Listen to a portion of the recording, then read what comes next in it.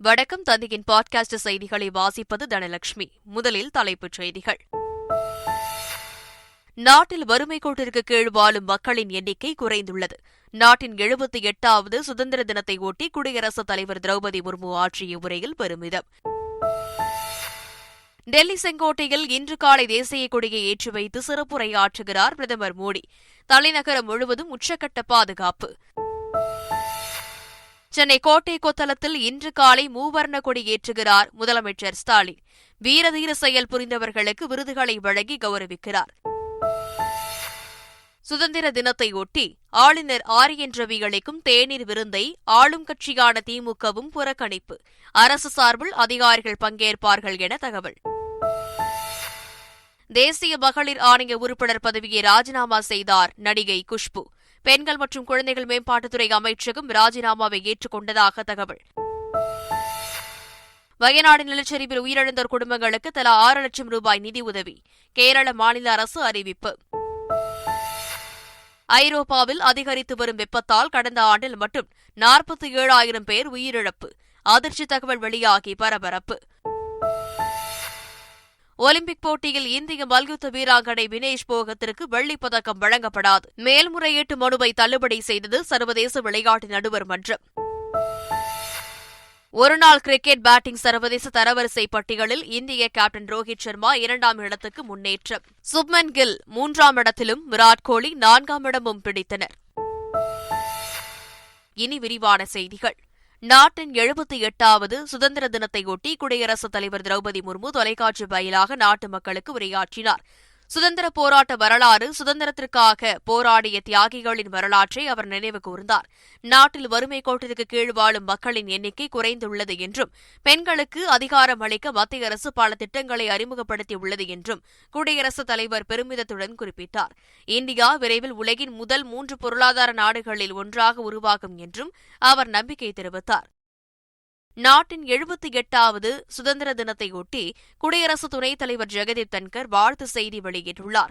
அதில் நமது விடுதலை போராட்டம் வலியுறுத்திய உயர்ந்த மதிப்புகளுக்கு நம்மை அர்ப்பணித்துக் கொள்வோம் என்று கூறியுள்ளார்.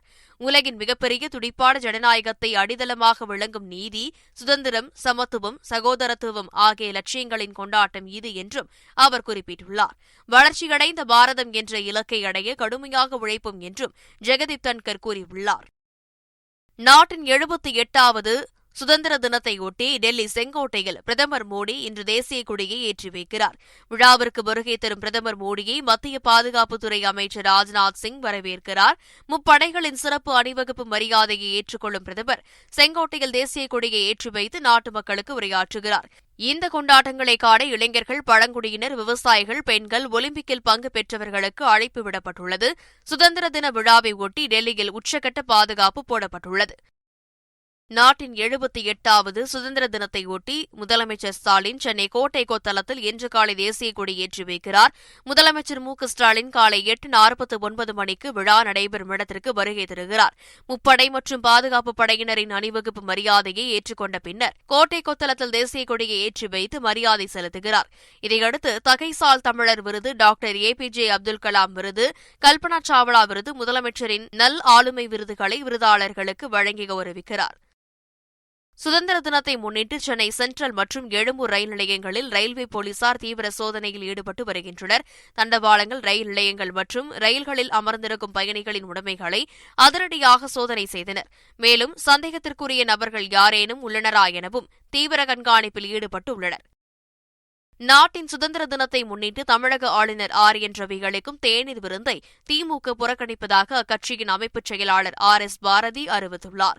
அதே சமயம் தமிழக அரசு சார்பில் யார் பங்கேற்பார்கள் என்பது குறித்து முதலமைச்சர் ஸ்டாலின் அதிகாரப்பூர்வமாக அறிவிப்பார் என்றும் அவர் கூறியுள்ளார். ஏற்கனவே திமுக கூட்டணியில் இடம்பெற்றுள்ள காங்கிரஸ், மதிமுக, விசிக மற்றும் கம்யூனிஸ்ட் உள்ளிட்ட கட்சிகள் தேநீர் விருந்தை புறக்கணிப்பதாக அறிவித்துள்ளன.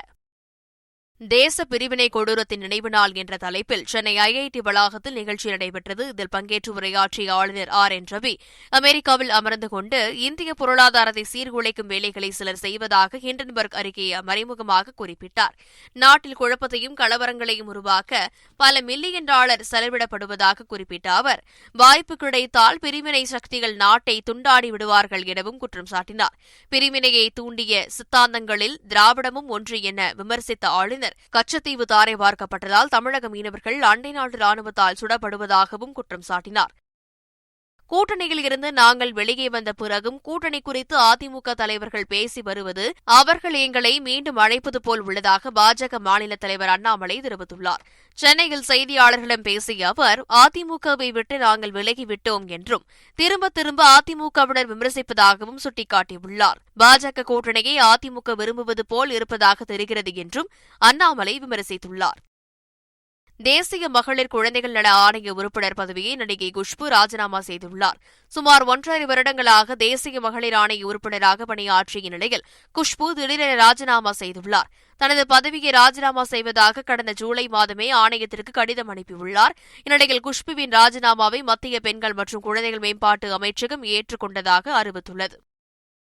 சிவகாசி மாவட்டம் ஸ்ரீவில்லிபுத்தூர் அருகே மாயதேவன்பட்டியில் உள்ள பட்டாசு தொழிற்சாலையில் ஏற்பட்ட வெடி விபத்தில் சிக்கி 2 தொழிலாளர்கள் உயிரிழந்தனர்.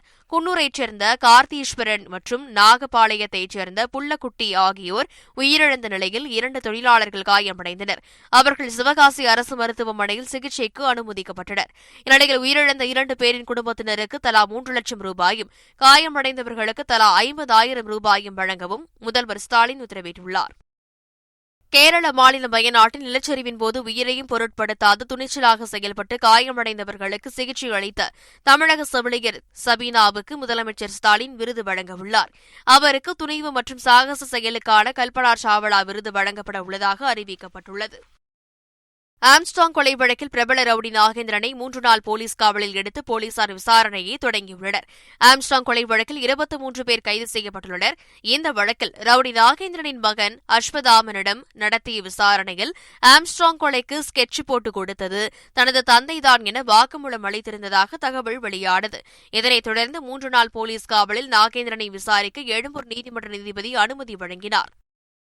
திருப்பூர் மாவட்டம் உடுமலை அருகே மேற்கு தொடர்ச்சி மலைப்பகுதிகளில் பெய்து வரும் கனமழை காரணமாக பாம்பாறு, தேனாறு மற்றும் சின்னாறில் வெள்ளப்பெருக்கு ஏற்பட்டுள்ளது. இதனால் அமராவதி வனப்பகுதியில் 3 ஆறுகள் ஒன்றிணையும் கூட்டாற்றில் வெள்ளம் கரைபுரண்டு ஓடுகிறது. இதன் காரணமாக தளிஞ்சி வயல், கீழான வயல் உள்ளிட்ட மலைவாழ் கிராமங்கள் தனி தீவாக மாறியுள்ளது. இதனால் அத்தியாவசிய பொருட்கள் கொண்டு செல்ல முடியாமல் மலைவாழ் மக்கள் தவித்து வருகின்றனர்.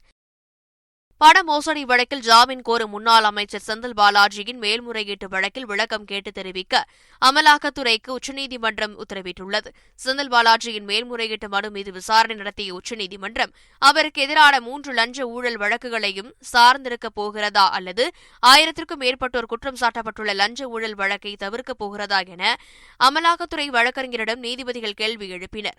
இதையடுத்து விசாரணையை ஆகஸ்ட் 20ஆம் தேதிக்கு உச்சநீதிமன்றம் தள்ளி வைத்தது. ஜம்மு காஷ்மீரில் பயங்கரவாதிகளுடனான சண்டையில் ராணுவ கேப்டன் மற்றும் பயங்கரவாதிகள் 4 பேர் உயிரிழந்தனர்.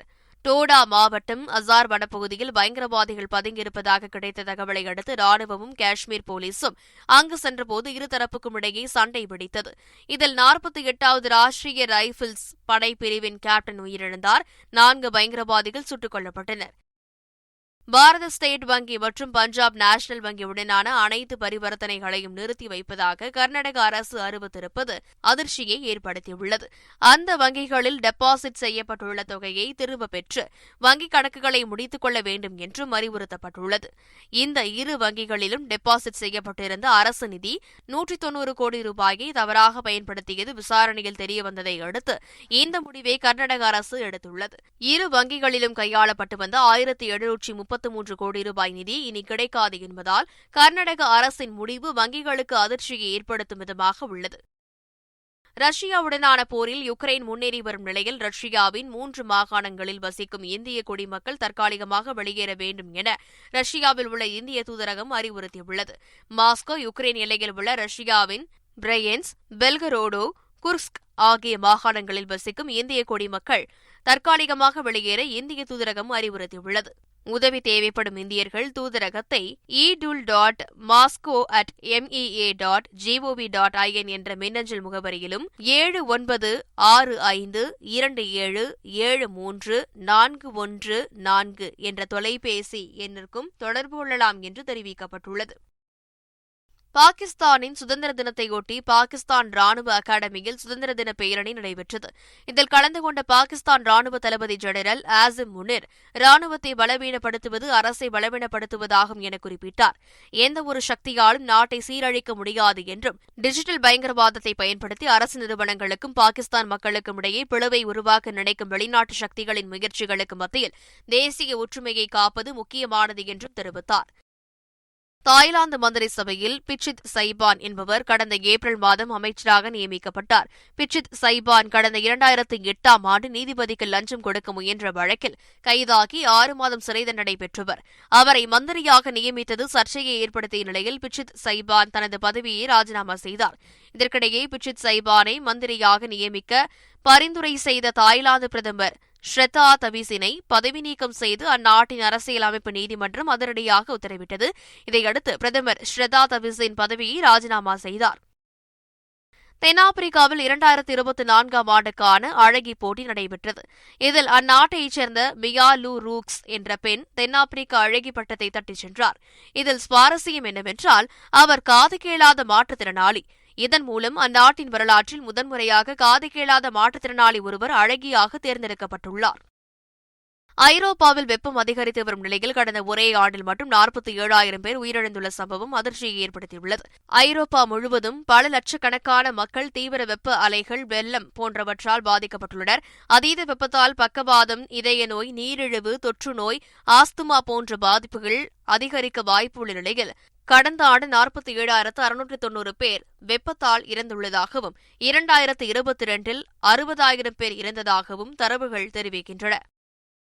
வினேஷ் போகத் தொடர்ந்த மேல்முறையீடு வழக்கு தள்ளுபடி செய்யப்பட்டுள்ளது. பாரிஸ் ஒலிம்பிக் மகளிர் மல்யுத்தத்தில் 50 கிலோ எடை பிரிவில் கலந்து கொண்ட இந்தியாவின் வினேஷ் போகத் இறுதிப் போட்டி வரை முன்னேறினார். 100 கிராம் எடை அதிகமாக இருந்ததால் அவர் தகுதி நீக்கம் செய்யப்பட்டு பதக்க வாய்ப்பை இழந்தார். இதனை எதிர்த்து சர்வதேச விளையாட்டு நடுவர் மன்றத்தில் மேல்முறையீடு செய்திருந்தார். இந்நிலையில் வினேஷ் போகத் தகுதி நீக்கம் செல்லும் என கூறி அவரின் மேல்முறையீட்டு மனுவை சர்வதேச விளையாட்டு நடுவர் மன்றம் தள்ளுபடி செய்ததால் ரசிகர்கள் அதிர்ச்சியடைந்துள்ளனர். சர்வதேச ஒருநாள் கிரிக்கெட் போட்டிகளுக்கான பேட்டர்கள் தரவரிசை பட்டியலில் இந்திய அணியின் கேப்டன் ரோஹித் சர்மா 2ஆம் இடத்திற்கு முன்னேறியுள்ளார். 765 புள்ளிகளுடன் ரோஹித் சர்மா 2ஆம் இடம் பிடித்துள்ளார். சுப்மன் கில் 3ஆம் இடத்திலும் விராட் கோலி 4ஆம் இடத்திலும் உள்ளனர். 724 புள்ளிகளுடன் பாகிஸ்தான் வீரர் பாபர் அசாம் முதலிடத்தில் நீடிக்கிறார். இந்திய கிரிக்கெட் அணியின் பவுலிங் பயிற்சியாளராக மோர்னே மோர்கல் நியமிக்கப்பட்டுள்ளார். இந்திய கிரிக்கெட் அணியின் தலைமை பயிற்சியாளராக கௌதம் கம்பீர் சமீபத்தில் நியமிக்கப்பட்டார். இந்த நிலையில் மோர்னே மோர்கல் பவுலிங் பயிற்சியாளராக நியமிக்கப்பட்டுள்ளார். தென்னாப்பிரிக்க அணியின் முன்னாள் வேகப்பந்து வீச்சாளரான மோர்னே மோர்கல் IPL தொடரில் கொல்கத்தா, லக்னோ அணிகளில் பவுலிங் பயிற்சியாளராக இருந்தவர். நடிகர் விஜயின் தி கோட் திரைப்படத்தின் ட்ரெய்லர் அப்டேட்டை AJS நிறுவனம் வெளியிட்டுள்ளது. இந்த படத்தின் ட்ரெய்லர் வெளியாகும் தேதி குறித்து அறிவிக்கப்படும் என்று எதிர்பார்க்கப்பட்ட நிலையில் தரமான ட்ரெய்லரை வெளியிட தொடர்ந்து படக்குழு முயற்சித்து வருவதாகவும், ரசிகர்களின் காத்திருப்புக்கு ஏற்ற பரிசு கட்டாயம் கிடைக்கும் என்றும் படத்தின் தயாரிப்பாளர் அர்ச்சனா தெரிவித்துள்ளார். மீண்டும் தலைப்புச் செய்திகள். நாட்டில் வறுமை கோட்டிற்கு கீழ் வாழும் மக்களின் எண்ணிக்கை குறைந்துள்ளது. நாட்டின் 78வது சுதந்திர தினத்தை ஒட்டி குடியரசுத் தலைவர் திரௌபதி முர்மு ஆற்றிய உரையில் பெருமிதம். டெல்லி செங்கோட்டையில் இன்று காலை தேசிய கொடியை ஏற்றி வைத்து சிறப்புரையாற்றுகிறார் பிரதமர் மோடி. தலைநகரம் முழுவதும் உச்சக்கட்ட பாதுகாப்பு. சென்னை கோட்டை கொத்தளத்தில் இன்று காலை மூவர்ண கொடி ஏற்றுகிறார் முதலமைச்சர் ஸ்டாலின். வீரதீர செயல் புரிந்தவர்களுக்கு விருதுகளை வழங்கி கௌரவிக்கிறார். சுதந்திர தினத்தையொட்டி ஆளுநர் RN ரவி அளிக்கும் தேநீர் விருந்தை ஆளும் கட்சியான திமுகவும் புறக்கணிப்பு. அரசு சார்பில் அதிகாரிகள் பங்கேற்பார்கள் என தகவல். தேசிய மகளிர் ஆணைய உறுப்பினர் பதவியை ராஜினாமா செய்தார் நடிகை குஷ்பு.